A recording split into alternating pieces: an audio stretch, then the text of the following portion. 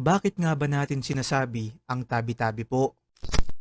Mga kaibigan, noong unang panahon, bago pa man dumating ang mga Espanyol dito sa Pilipinas, ay naging bahagi na ng kulturang Pilipino ang iba't ibang paniniwala tungkol sa mga espiritu at mga elementong hindi nakikita ng ating mga mata, ngunit kasama nating naninirahan dito sa mundo.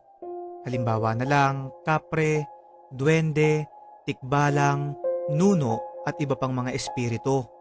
Naniniwala ang mga sinaunang Pilipino na hindi pwedeng magambala ang mga nilalang na to, kaya naman ginawa nila ang salitang tabi-tabi po na dapat daw nating banggitin kapag tayo ay nasa isang bagong lugar, lalo na kapag yung lugar na yon ay magubat o pinapalibutan ng mga puno.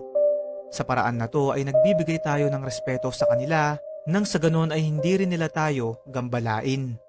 Kung mapapansin nyo, hanggang ngayon ay sinasabi ito ng karamihan sa atin dahil ang paniniwalang to ay naging parte na ng ating kultura.